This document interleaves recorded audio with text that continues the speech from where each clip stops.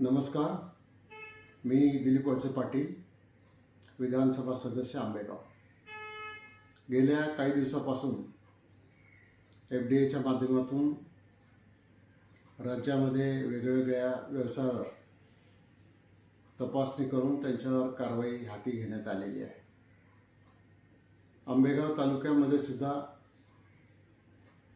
दुधाच्या व्यवसायाच्या निमित्तानं काही ठिकाणी FDAने चौकशी करून त्याच्याबद्दल कारवाई केलेली आहे. FDAची कारवाई अजूनही सुरू आहे. या संदर्भामध्ये माझे काही राजकीय विरोधक जाणून बुजून ज्या गोष्टीशी माझा काही संबंध नाही अशा गोष्टीचं नाव जोडून माझी प्रतिमा मलिन करण्याचा प्रयत्न करत आहे. या संदर्भामध्ये मी माझी भूमिका अतिशय स्पष्ट केलेली आहे की अशा प्रकारची भेसळ करणारी व्यक्ती किंवा कंपनी किंवा संस्था कुठली जरी असली तरी त्याला मी पाठीशी घालणार नाही. FDA विभाग त्यांच्यावर कारवाई करायला पूर्णपणाने सक्षम आहे आणि पोलीस विभाग देखील त्यांच्यावर कारवाई करायला सक्षम आहे. परंतु जाणून बुजून माझं चारित्र्य हनन करण्याच्या दृष्टिकोनातून, मला राजकीयदृष्ट्या अडचणीत आणण्याच्या दृष्टिकोनातून काही विघ्नसंतोषी अल्पसंतुष्ट लोक वेगवेगळ्या प्रकारच्या पत्रकार परिषदा, सभांच्या माध्यमातून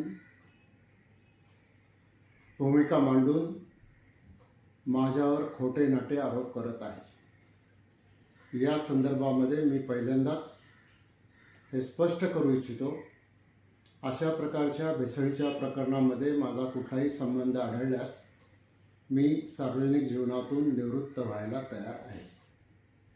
1 मिनिटंसुद्धा वाट बघणार नाही. परंतु खोटं नाटं जाणीवपूर्वक कोणाच्या तरी सांगण्यावरून राजकीय फायद्यासाठी करण्याचा प्रयत्न जर कोणी करत असतील तर त्यांना देखील मी या निमित्तानं इशारा देतो की गेले काही दिवस मी मुद्दाम तुमची भूमिका समजून घेत होतो, पण यापुढे तुम्ही असाच तुमचा प्रयत्न चालू ठेवला, माझी बदनामी चालू ठेवली तर निश्चित तुमच्यावर फौजदारी आणि आर्थिकदृष्ट्या मोठ्या नुकसान भरपाईचा दावा मी हायकोर्टामध्ये करायला मागे पुढे पाहणार नाही, तो मी करणारच आहे. त्यामुळं आता तरी या अशा अल्पसंतुष्ट व्यक्तींनी माझी बदनामी करायचं थांबवावं, अन्यथा पुढील कारवाईला सामोरं जायची तयारी ठेवावी. आणि पुन्हा एकदा मी आंबेगाव तालुक्यातल्या, पुणे जिल्ह्यातल्या आणि महाराष्ट्रातल्या जनतेला सांगू इच्छितो की अशा कुठल्याही प्रकारच्या चुकीच्या गोष्टीशी माझा दुरान्वयाने सुद्धा संबंध नाही. तो संबंध कोणी सिद्ध करून दिल्यास मी पुन्हा एकदा सांगतो की मी सार्वजनिक जीवनातून निवृत्त व्हायला तयार आहे. धन्यवाद. जय हिंद, जय महाराष्ट्र.